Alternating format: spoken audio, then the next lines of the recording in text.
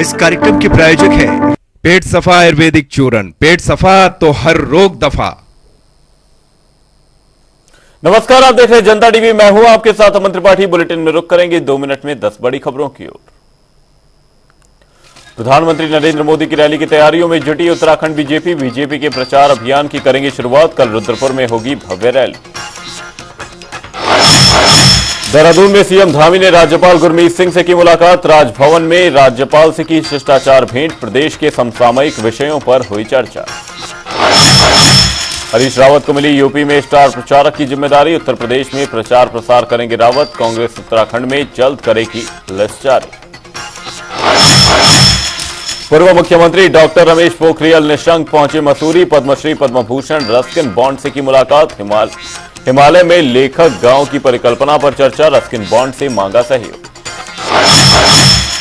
BJP का जनसंपर्क अभियान लगातार जारी। शक्ति केंद्रों पर पथ सभाओं का कार्यक्रम। 7000 नुक्कड़ सभाओं का होगा आयोजन। नानकमत्ता तपेड़ा गुरुद्वारे में होला मोहल्ला पर्व का आयोजन। धूमधाम से मनाया गया पर्व। भारी संख्या में लोग रहे मौजूद। देहरादून में पुलिस ने युवती की हत्या का किया खुलासा। लिव इन रिलेशन में रह रहे थे युवक और युवती। आपसी कलह के चलते युवक ने प्रेमिका का गला दबाकर की हत्या। पुलिस ने आरोपी के खिलाफ मुकदमा किया दर्ज। देहरादून में पुलिस ने चलाया चेकिंग अभियान। चेकिंग के दौरान 2 शराब के वाहन पकड़े। 51 शराब की पेटियां की बरामद।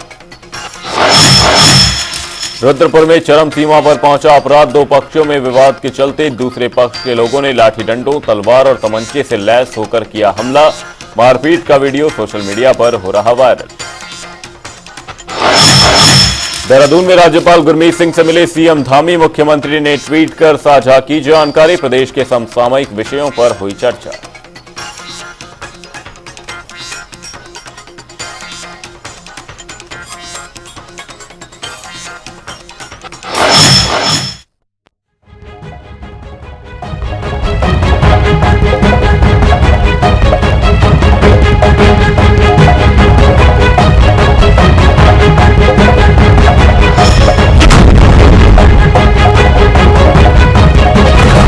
बुलेटिन में आगे बढ़ेंगे, रुक करेंगे एक बड़ी खबर की ओर। बड़ी खबर, बड़ी जानकारी सामने इस वक्त। ये बड़ी खबर आपको बता दें, ये बड़ी खबर, बड़ी जानकारी। उत्तराखंड में पीएम मोदी का चुनावी शंखनाद देखा जाएगा। रुद्रपुर में पीएम मोदी की महारैली प्रस्तावित है। पीएम मोदी जनसभा को इस दौरान संबोधित करते नजर आएंगे। लोकसभा प्रत्याशियों के लिए प्रचार प्रसार करेंगे। वहीं सीएम धामी भी इस दौरान मौजूद रहेंगे। वहीं कई अन्य बड़े नेता भी इस दौरान मौजूद रहने वाले हैं। ये बड़ी खबर, बड़ी जानकारी आपको बता रहे हैं। पीएम मोदी के चुनावी शंखनाद को लेकर उत्तराखंड में पीएम मोदी चुनावी शंखनाद करते नजर आएंगे। रुद्रपुर में पीएम मोदी की महारैली प्रस्तावित है। पीएम मोदी जनसभा को संबोधित करेंगे। लोकसभा प्रत्याशियों के लिए प्रचार प्रसार करते नजर आएंगे। सीएम धामी भी इस दौरान मौजूद रहेंगे। कई अन्य बड़े नेता भी इस दौरान मौजूद रहने वाले हैं। ये बड़ी खबर, बड़ी जानकारी आपको बता रहे हैं। उत्तराखंड में पीएम मोदी चुनावी शंखनाद करते नजर आएंगे। इस दौरान एक महारैली पीएम मोदी द्वारा की जानी है, जिसमें जनसभा को संबोधित करते नजर आएंगे। वहीं लोकसभा प्रत्याशियों के लिए प्रचार प्रसार करेंगे।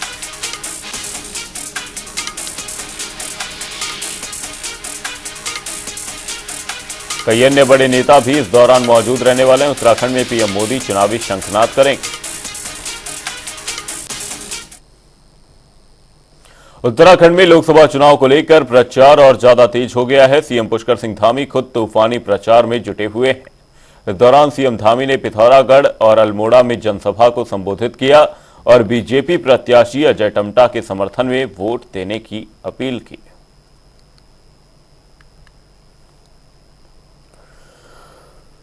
की मोदी जी की सरकार में बन रहा है। उससे अगर मैं ये लोकसभा क्षेत्र की बात करूं कि अल्मोड़ा पिथौरागढ़ लोकसभा क्षेत्र, जो लोकसभा क्षेत्र हमारे जैसे 14 विधानसभा होना, अगर हम यह बेटे शुरू कर ले तो चंपावत में 2 विधानसभा, चंपावत लोहाघाट। पिथौरागढ़ में अगर शुरू कर लिया 4 विधानसभा और बागेश्वर में 2 विधानसभा, अल्मोड़ा में 6 विधानसभा, सब मिलावे 14 विधानसभा। और इस 14 विधानसभा में कैसे कुछ नहीं कि राय क्या वोट दिन 500 सब कह रहे मोदी जी वोट नहीं मिले, अजय टंटा जितने मिले। हमारे इस लोकसभा क्षेत्र के प्रत्याशी जिनको हमारे प्रधानमंत्री मोदी जी ने आपकी सेवा के लिए फिर से भारतीय जनता पार्टी का प्रत्याशी घोषित किया है, ऐसे हमारे भाई अजय टम्टा जी मंच पर आसीन हमारे इस सल्ट क्षेत्र के लोकप्रिय विधायक जो लगातार इस क्षेत्र को आगे बढ़ाने के लिए काम करते हैं। और सच बताऊं तो वो जो भी बोलते हैं, जैसा अजय टम्टा जी बोल रहे थे, वो दिल से बोलते हैं और मेरे पास भी आते हैं तो कभी भी कोई इधर उधर की बात नहीं करते। जब भी आते हैं कहते हैं भाई साहब मेरे क्षेत्र का ये काम कर दीजिए, यहाँ पेयजल योजना के लिए कर दीजिए, यहाँ मंदिरों के लिए कर दीजिए, यहाँ स्कूलों के लिए करिए, ये सड़क का मेरा ये काम स्वीकृत कर दीजिए, ये बिजली की लाइन लगा दीजिए या ट्रांसफार्मर लगा दीजिए।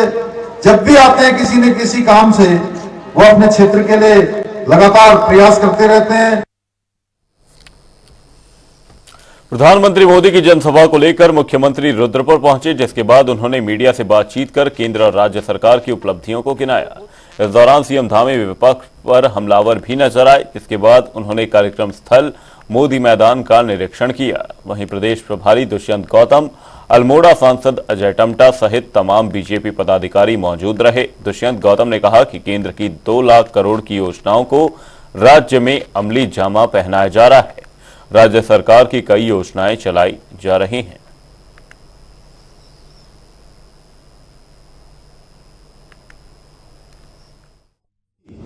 एक बहुत बड़े एयरपोर्ट के रूप में, यानी कि अंतर्राष्ट्रीय एयरपोर्ट ये बनेगा और इसके लिए 800 एकड़ जमीन यह भी जो है हमने भारत सरकार के नागरिक उड्डयन मंत्रालय को हस्तांतरित कर दी है।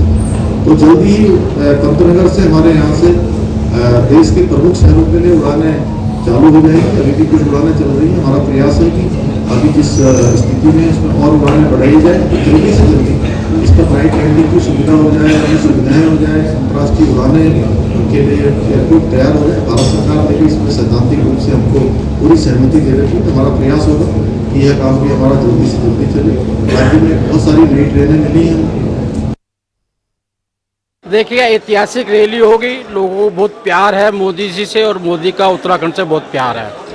और जिस प्रकार से वातावरण पूरे देश में बना हुआ है, मोदी जी ने 400 पार का नारा दिया है, वो नारा कार्यकर्ताओं से हटकर जनता ने ले लिया है और वो उत्साह कल की रैली में आपको दिखाई देगा।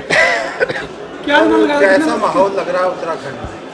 5 की 5 लाख से ज्यादा।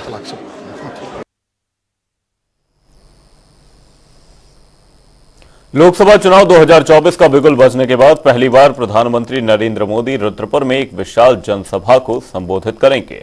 वहीं पीएम मोदी की जनसभा को लेकर चल रही तैयारियां जोरों पर हैं, जिसका जायजा लेने कैबिनेट मंत्री सौरभ बहुगुणा पहुंचे, जहां उन्होंने बताया कि पीएम मोदी की जनसभा को लेकर जो आम जनता और बीजेपी कार्यकर्ताओं में उत्साह दिखाई दे रहा है वो वाकई काबिले तारीफ है।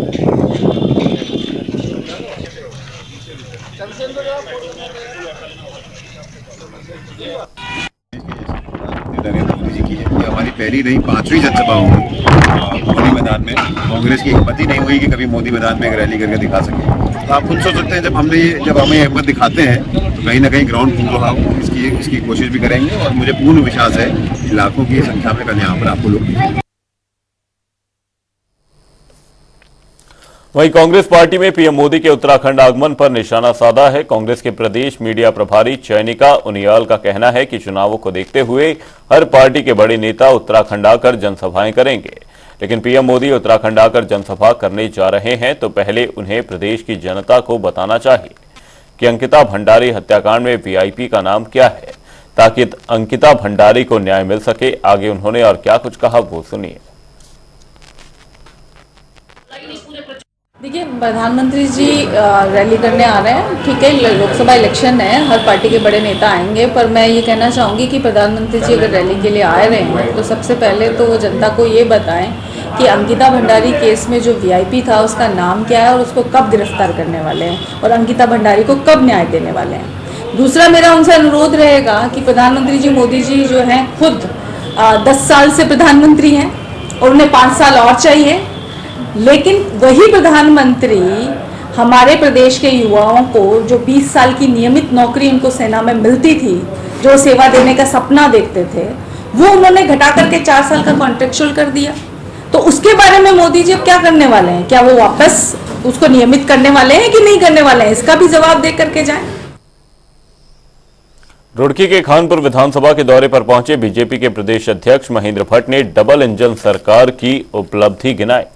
उन्होंने कहा कि भारतीय जनता पार्टी उत्तराखंड में 5 लोकसभा सीटों पर ऐतिहासिक जीत दर्ज करेगी और कांग्रेस प्रत्याशियों को हार का सामना करना पड़ेगा। ढंडेरा में एक प्रेस वार्ता के दौरान महेंद्र भट्ट ने कहा कि सरकार बड़े पैमाने पर विकास कार्य कर रही है, जहां एक तरफ प्रदेश में स्वास्थ्य सेवाओं को और बेहतर किया गया है।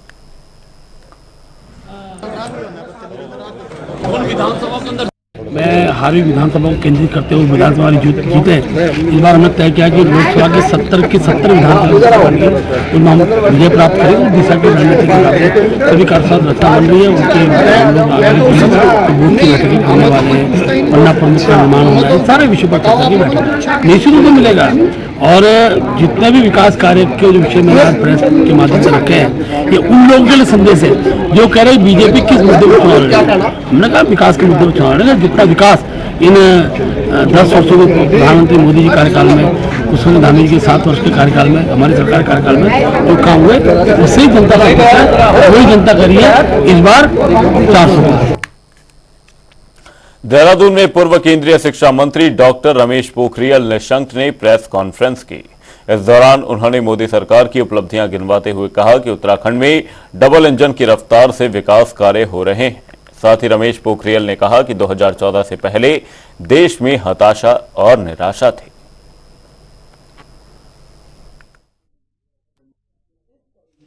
कांग्रेस और उनके जितने भी गठबंधन के साथियों की समय समय पर जो सरकारें बनी, उसने पूरी दुनिया के अंदर हिंदुस्तान का माथा नीचे किया।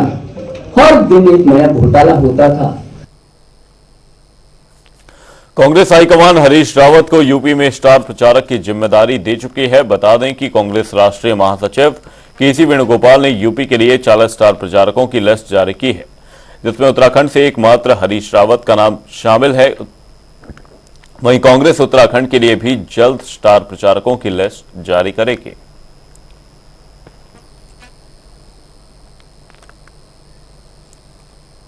पूर्व मुख्यमंत्री डॉक्टर रमेश पोखरियाल निशंक ने एक बार फिर लोकसभा चुनावों में बीजेपी की जीत का दावा किया है। उन्होंने कहा कि मोदी सरकार 400 पार के नारे के साथ लगातार प्रचार कर रही है।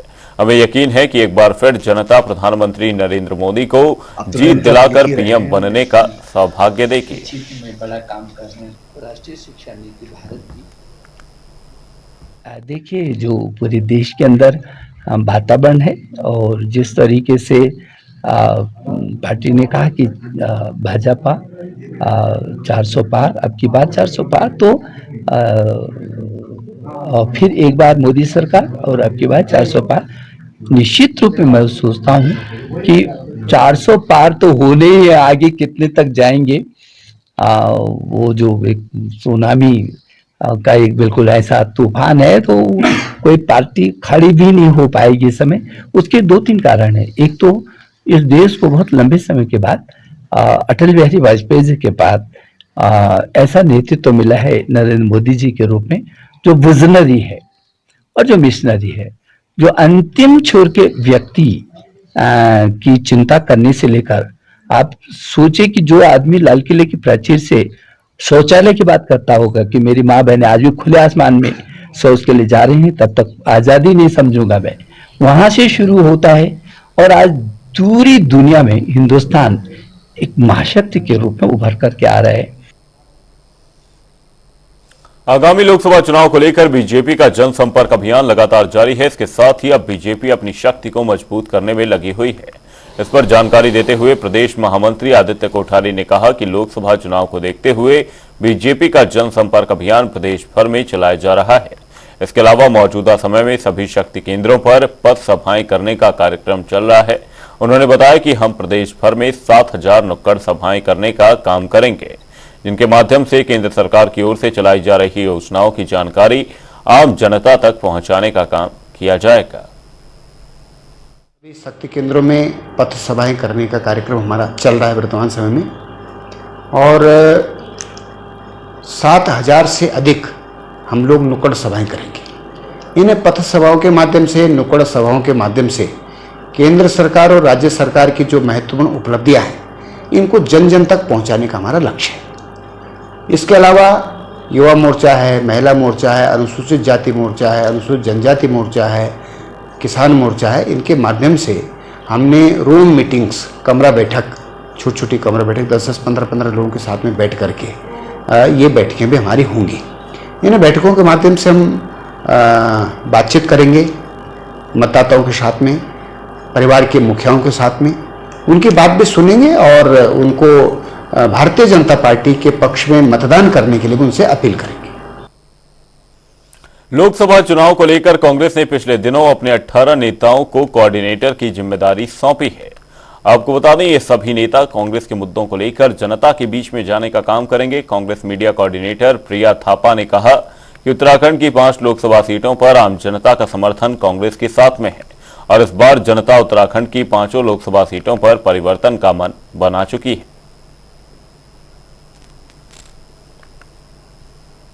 मैं पहले हाईकमान का बहुत धन्यवाद व्यक्त करूंगी जिन्होंने मुझे इतनी बड़ी रिस्पॉन्सिबिलिटी दी है, और हम लोग अब जो रिस्पॉन्सिबिलिटी उन्होंने हमें दी है हम उस पर खरे उतरेंगे और 5 जो लोकसभा है हम लोग जीत रहे हैं, और जहां भी हम जा रहे हैं वहां पर हमें जनता का समर्थन मिल रहा है, और बीजेपी की जितनी नाकामियां हम लोगों के बीच में लेकर आ रहे हैं, और जो जनता की प्रॉब्लम्स हैं हम उनको सुन रहे हैं और आगे उसमें हम लोग खड़े उनका साथ देंगे और जनता के साथ हम कंधे से कंधा मिला के खड़े रहेंगे।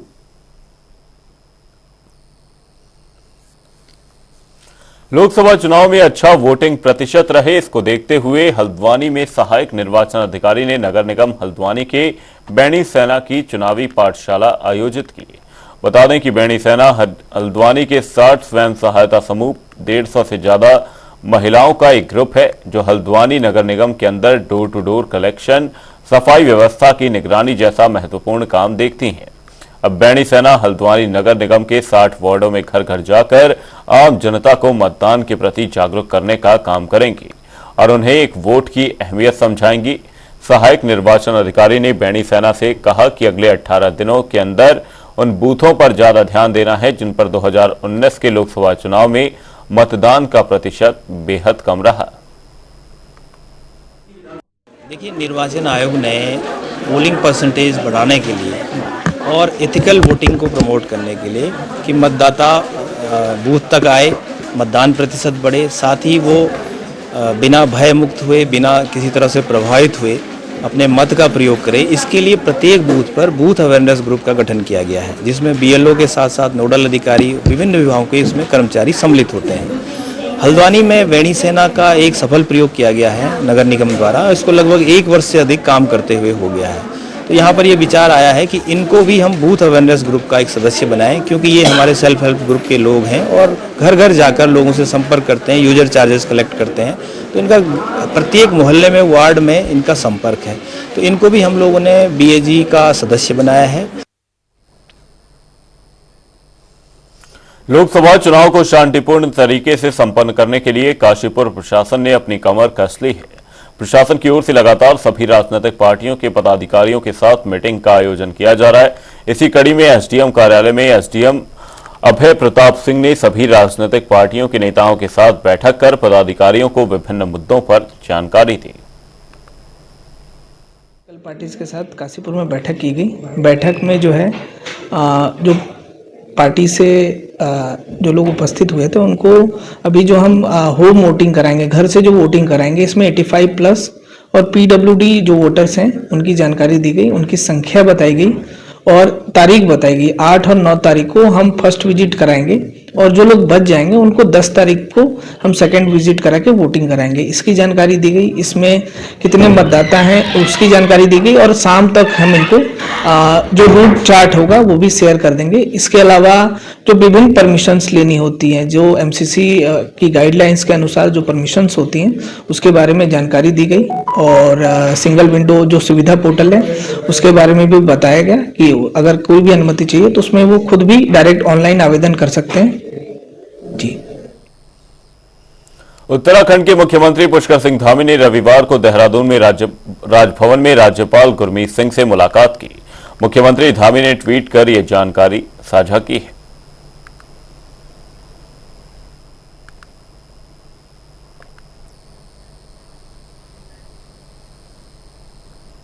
नानकमत्ता गुरुद्वारा के कार्य सेवक डेरा प्रमुख बाबा तरसीम सिंह की हत्या के मामले पर राजनीति शुरू हो गई है। कांग्रेस ने एक बार फिर प्रदेश की सुरक्षा व्यवस्था पर सवाल खड़े किए हैं। कांग्रेस पार्टी के प्रदेश प्रवक्ता शीशपाल बिष्ट ने कहा कि दिन दहाड़े खुलेआम गुरुद्वारे के प्रमुख सेवादार की हत्या होना यह साबित करता है कि प्रदेश में कानून व्यवस्था पूरी तरह से चौपट हो चुकी है। साथ ही उन्होंने और क्या कुछ कहा वो सुनिए।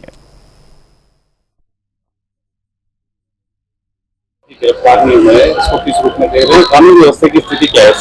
उत्तराखंड को पूरे देश में जो है देवभूमि के नाम से जाना जाता है, इसीलिए जाना जाता है कि ये अपराध मुक्त थी, यहाँ की शांति जो है पूरे देश के अंदर विख्यात थी। लेकिन अब जिस तरीके से एकाएक अपराध का ग्राफ लगातार बढ़ रहा है, राज्य में कानून व्यवस्था नाम की चीज कहीं दिखाई नहीं दे रही है। कल ही जो है गुरु नानक मत्ता साहब यहाँ का प्रमुख जो है धार्मिक स्थल है, वहाँ के प्रमुख सेवादार जो है तरसेम जी की जो है दिन दहाड़े जो है गोली मार करके हत्या कर दी जाती है। बाइक पर जो है हत्यारे आते हैं और सरेआम गोलियां बरसाते हैं। आप बताएंगे इस राज्य में लोगों की जान माल की कोई अब कीमत ही नहीं रही है, इस प्रकार हत्याएं हो रही है। देहरादून में आप देखिए राजधानी है, यहाँ आए दिन जो है वारदातें हो रही है। राज्य स्थापना दिवस के दिन दहाड़े जो है सचिवालय के बगल में 20 करोड़ की डकैती हो जाती है, आए दिन हत्या हो रही है। बेटियों के साथ बलात्कार की इतनी घटनाएं हैं कि हम गिन नहीं पा रहे। आखिर राज्य में कानून व्यवस्था की जिम्मेदारी किसकी है? पुलिस प्रशासन मूक दर्शक बना हुआ है, सरकार जो है कानून व्यवस्था पर लगाम नहीं लगा पा रही है। उत्तराखंड के जनमानस में भय व्याप्त है, बेटियां जो है घर से निकलने में अपने को असुरक्षित महसूस कर रही हैं। सरकार को इस मामले को गंभीरता से लेना होगा और तत्काल जो है हत्यारों की गिरफ्तारी होनी चाहिए। इसके पीछे क्या प्लानिंग थी, क्या षड्यंत्र था, उस सबका जो है शीघ्र खुलासा होना चाहिए, वरना जो है विपक्ष को आंदोलन के लिए बाध्य होना पड़ेगा। बुलेटिन में फिलहाल के लिए सिर्फ इतना ही। कहीं जाएगा नहीं, जनता डी पर खबरों का सिलसिला रहेगा जारी। तब तक के लिए नमस्कार।